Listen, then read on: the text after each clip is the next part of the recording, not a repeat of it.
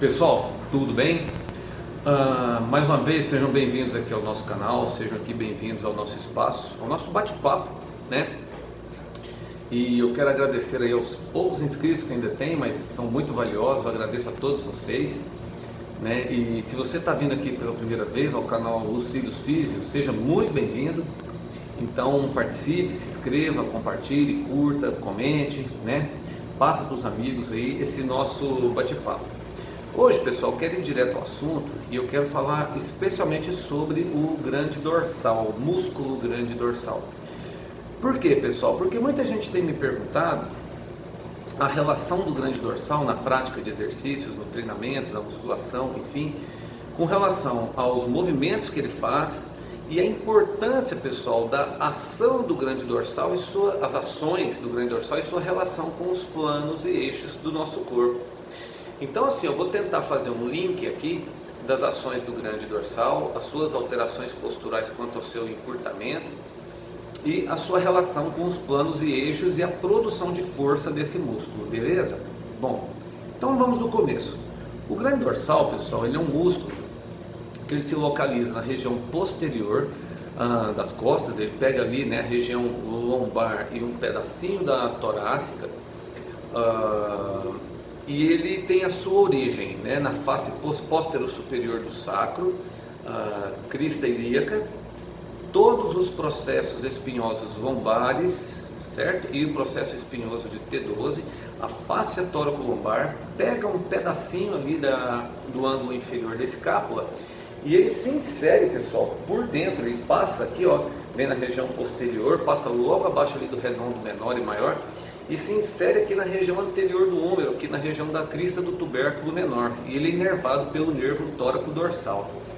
Então ele é um músculo, pessoal, grande dorsal, que ele tem uma relação muito importante de força, tanto na coluna lombar, como também na articulação glenohumeral. E ele é um músculo que, dependendo da classificação anatômica dele, ele faz parte da camada superficial da coluna lombar. Porque tem livros que classificam assim: a camada profunda são os eretores da espinha, né? Perdão, desculpa, os eretores não, são os paravertebrais, aqueles profundos, né? Os multífidos, os rotadores, os intertransversários, esses são os da camada profunda. E a camada superficial considera os eretores da espinha, ilho costal lombar, ilho costal torácico, os eretores, né? Todos eles. Mas tem livros que consideram os paravertebrais camada profunda, os eretores a camada intermediária e a camada superficial, pessoal, pegaria os romboides maior e menor, trapézio em todas as suas fibras e também o grande dorsal. Mas de qualquer maneira, pessoal, o grande dorsal é um músculo muito importante, tanto na estabilização lombar, como também ele é um músculo que tem muita força na articulação glenohumeral. E quais as suas ações na articulação glenohumeral? O grande dorsal, pessoal, ele é um músculo que ele participa tanto da extensão do plano sagital, que é onde ele é mais forte, ele realiza a extensão no plano transverso, ele junto com o peitoral maior, ele é um adutor da articulação glenohumeral e também um rotador interno. Então, pessoal, o grande dorsal, ele é um músculo que na glenohumeral ele participa de 4 funções. Ele é um extensor sagital, o mais potente dos extensores sagitais, claro, ajudado pelo redondo menor, redondo maior, fibras posteriores do trapézio, isso na glenohumeral, porque durante a flexão, a extensão do ombro, se eu tiver flexão do cotovelo numa remada, por exemplo, eu vou ter ação de bíceps, braquial e braquioradial. Ele é um potente adutor, né? Eu estou tentando olhar para a câmera está aqui, mas eu estou vendo o vídeo, então às vezes vocês vão ver que eu estou ficando olhando um pouco torto. Ele é um potente adutor, porque ele realiza essa função junto com o peitoral maior e também auxiliado aqui pelo redondo menor e maior e o próprio subescapular. Ele é um extensor horizontal, porém aqui eu tenho uma ação um pouco menor dele, ele não deixa de ser agonista, mas eu tenho uma grande ação ali de deltoide posterior, os redondos, e ao final do movimento eu tenho os romboides ali fazendo a adução da escápula. E ele também é um rotador interno. Pessoal, ele é um rotador interno junto com o grande dorsal, junto com o subescapular, com o redondo maior, com o bíceps, coracobraquial e porção anterior do deltoide. Então, ou seja, pessoal, ele é um músculo multifunção. Como vocês perceberam, pessoal, o grande dorsal ele é um músculo que participa de várias ações nos 3 planos e eixos. Bom, guarda essa informação para daqui um pouquinho. O grande dorsal, pessoal, por ele ter uma origem na face tóraco-lombar, ele é um músculo que, ao estar encurtado, ele pode trazer algumas alterações posturais, como por exemplo, ele é um músculo que encurtado, ele ajuda a aumentar a lordose lombar, perfeito? Juntamente com o ilho-psoas e os eretores lombares. Ele encurtado, ele gera uma rotação interna do ombro, o que é diferente de protusão. A protusão do ombro, pessoal, é gerada pelo encurtamento do peitoral menor. No entanto, quando você olha o paciente de lado e você observa que a palma da mão dele está voltada para trás durante uma avaliação postural no plano sagital, você percebe que pode ser também encurtamento do grande dorsal junto com outros rotadores, como peitoral maior e subescapular e por aí vai. Então ele é um músculo, pessoal, que quando encurtado, ele, por exemplo, aumenta a lordose, né, e gera essa rotação interna. E outra coisa, pessoal, o grande dorsal encurtado, ele é um músculo limitador da flexão.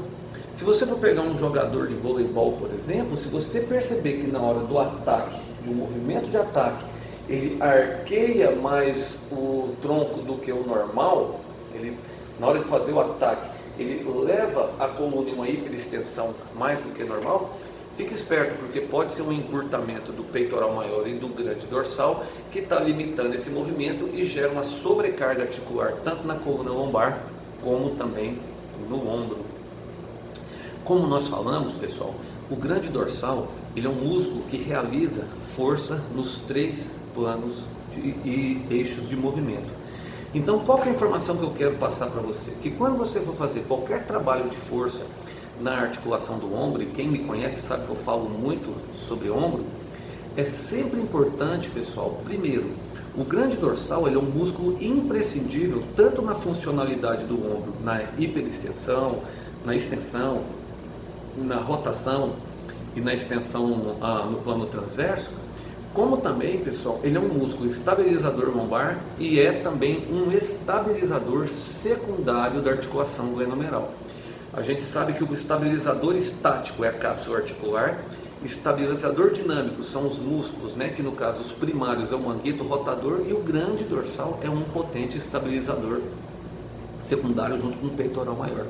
Então, ou seja, quando se participa de um processo de reabilitação de ombro, pessoal, dar prioridade ao grande dorsal, ele é fundamental, porque primeiro, a maior força funcional que nós temos na articulação do ombro é durante, primariamente, o movimento de extensão com ação também do bíceps, que seriam as remadas. Então, ou seja, pessoal, é uma atividade de força funcional que envolve um puxar. Então, ou seja, se nós pensarmos que a ação do puxar, que é uma ação funcional, é uma ação primária, ou seja, o grande dorsal ele é um músculo importantíssimo. E um detalhe, o grande dorsal sempre deve ser fortalecido nos seus 3 planos de movimento. Aí tem aquele aluno que pergunta assim, professor, mas por que eu tenho que conhecer planos e eixos? Exatamente por isso, meus queridos, porque quando você tem um músculo, tipo o grande dorsal, glúteo máximo, peitoral maior, que são músculos multifuncionais, que realizam força em 3 planos distintos, é fundamental que ele seja fortalecido nos 3 planos. É claro que em um desses planos ele vai ter mais força, e aonde ele tem mais força deve ser dada a prioridade durante o processo de reabilitação. E lembrando que músculo não se adapta somente à carga, não se adapta somente à demanda, as séries, repetições, enfim, sobrecarga de treinamento. O músculo se adapta a padrão de movimento.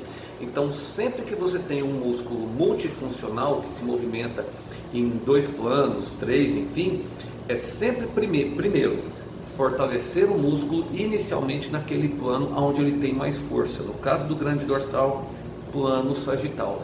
Porém, ele deve ser fortalecido. Se você quer usar esse músculo também como estabilizador, ele deve sim ser fortalecido nos seus 3 planos e eixos, porém no início dando prioridade ao plano em que ele tem mais força. Isso não serve só para o grande dorsal, serve também para outros músculos multifuncionais.